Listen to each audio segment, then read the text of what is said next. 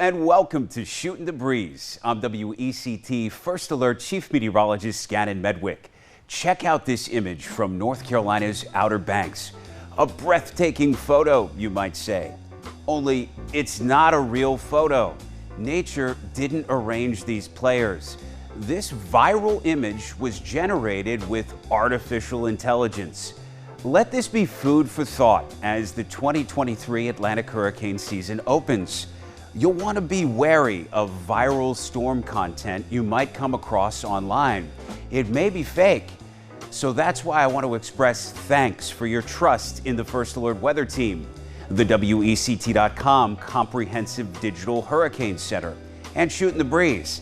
We share storm information tested in the fire of sound science, statistics, history, and as we embark on another hurricane season as Cape Fear neighbors and friends, there's always room for a little faith, too. This hurricane season-centric episode of Shootin' the Breeze is going to begin, like all others, with a trivia question. And this one's historical. Ready? Here goes.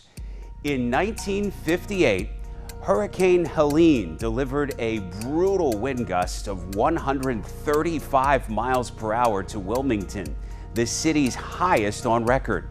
Extraordinary all by itself. But which of these extraordinary statements is also true of this event? Is it A, Helene produced a foot of rain in just an hour? B, Hurricane Helene never actually made landfall? C, flying debris severely injured Wilmington's official weather observer? Or D, the iconic battleship North Carolina shifted 30 yards in the incident? I've got your answer in just a few minutes on Shootin' the Breeze.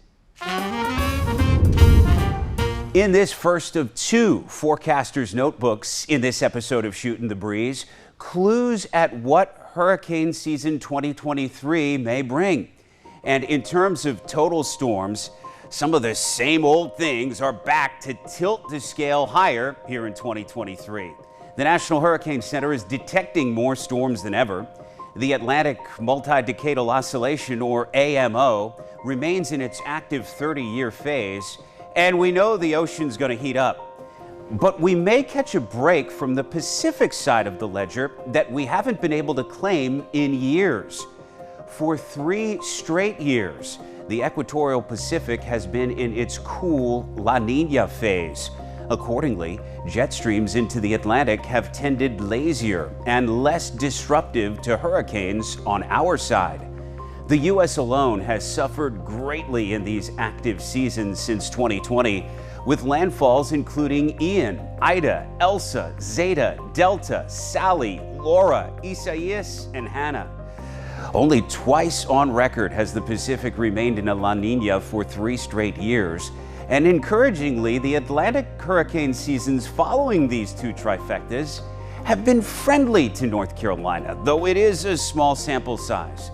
And here in 2023, the Pacific seems to be finally switching phases, perhaps to an El Nino, which at least on paper is a win for the Atlantic. Now you have a window into some of the Atlantic seasonal forecasts from some of the more storied and reliable outfits on the subject. The National Oceanic and Atmospheric Administration, Colorado State University, and NC State University. Near normal as opposed to above normal or even hyper-normal activity is the theme.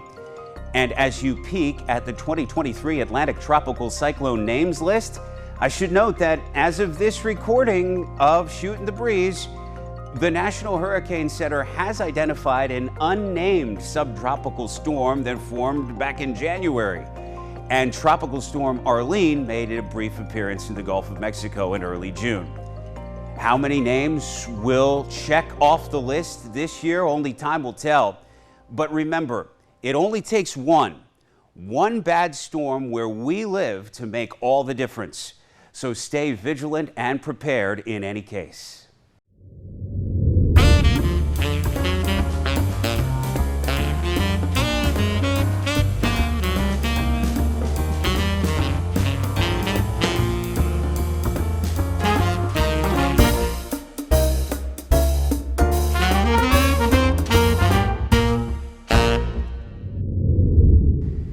In this Weather and Your Health segment, let's aim for surviving the Cape Fear hurricane season as physically and mentally as well as possible. Let's review your First Alert Weather Team's 10 rules for hurricane season as seen on the WECT.com Digital Hurricane Center. Rule number 1, stay alert. Don't let the mellow, slow roll of summer lull you. Hurricane threats can go from nothing to something in a hurry. Rule number 2, have a kit. Having a baseline storm kit with the essentials as outlined on the WECT.com Digital Hurricane Center can give you a leg up in case a significant storm threat arises.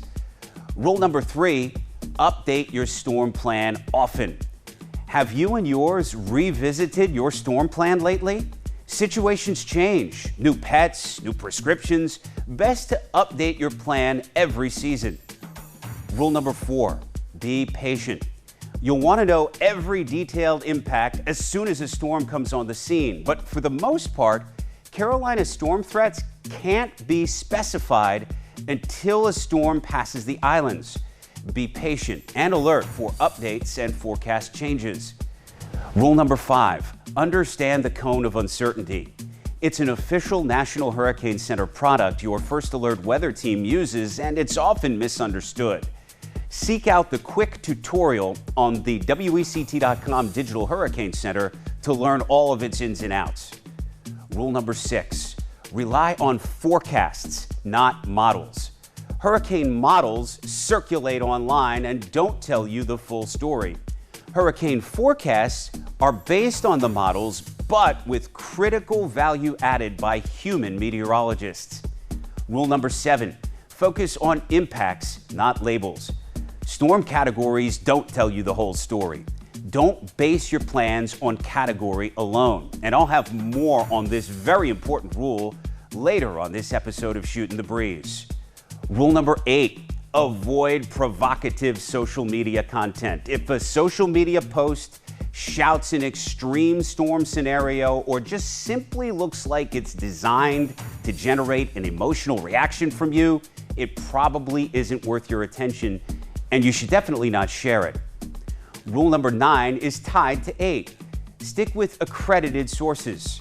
Your First Alert Weather Team does not hide behind a veil of anonymity in its storm forecasting. We're accountable to you, and the information we share reflects that. Stick with sources like us or the National Weather Service and National Hurricane Center. And lastly, rule number 10, don't panic. We've made it through the worst of storms in the Cape Fear region, and if we have to, we'll do it again.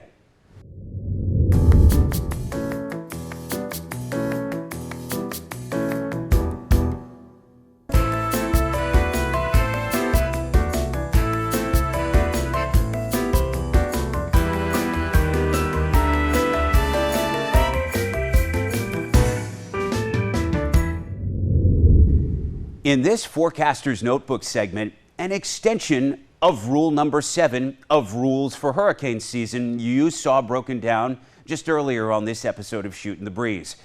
Focus on impacts, not labels. And Saffir-Simpson hurricane categories are potentially very misleading labels in the messaging of hurricanes. Recall the scale ranks hurricanes with numbers 1 through 5. But the only storm feature that determines this is maximum sustained winds. Now, of course, a hurricane with 125-mile-an-hour winds is likely to be more impactful than one with 75-mile-an-hour winds. But there are so many other storm attributes like its tornado, rain, flood, and storm surge potential. Not to mention how a storm is built, its overall size, forward speed, and duration are all huge determinants for impacts. Also consider the angle at which a storm is forecast to hit the coast.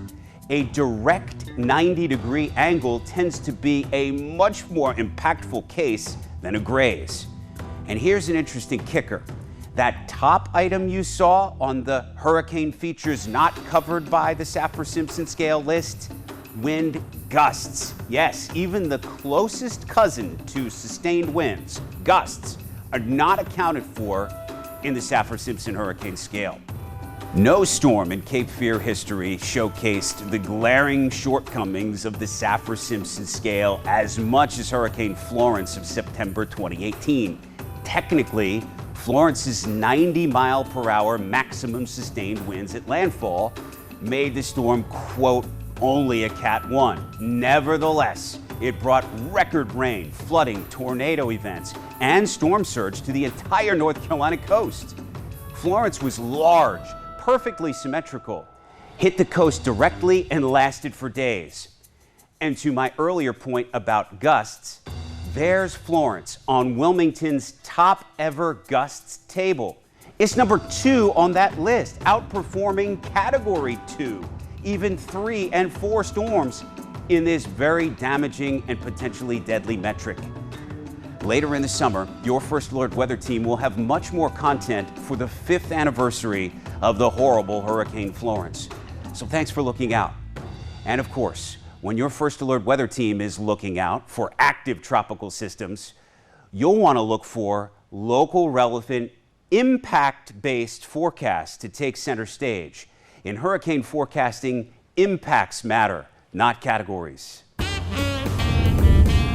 Time to see how you did on this episode's trivia question on Wilmington's strongest wind gust producing hurricane ever, Helene of 1958. So, do you know what else made this hurricane exceptional? Sorry if you said A, 12 inches of rain in 1 hour is actually the world record and it's not attributable to Helene.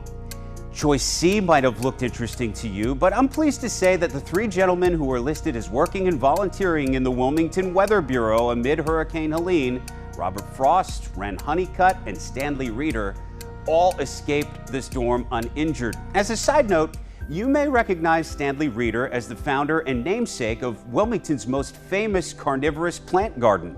Yes, by all accounts, Mr. Reeder weathered Helene and many other Cape Fear hurricanes quite well.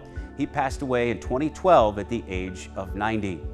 And history buffs would keep away from choice D of this trivia question. That's the one about the battleship. See, the battleship North Carolina couldn't have suffered damage in Hurricane Helene of 1958 as it didn't arrive in Wilmington until 1961. So, by process of elimination, B is the right answer here. On September 27, 1958, the eye of Hurricane Helene did pass within 30 miles of Cape Fear, but it never technically made landfall here, or anywhere for that matter. In this way, Helene serves as yet another great example of how, when it comes to hurricanes, impacts trump labels. That's it for this 9th and very hurricane-centric episode of Shootin' the Breeze. Be sure to dive into the comprehensive local digital hurricane center at WECT.com/hurricane. And please connect with me on these platforms. If you have a question about a topic you saw here on Shootin' the Breeze, if you have a suggestion for a Cape Fear or Carolina weather item you'd like to see covered in the future, or if you just want to say hello and what's the good word. And as always, WECT.com/anywhere is a great place to find more unique WECT OTT content. Hope I'll see you for the next episode of Shootin' the Breeze, and take care.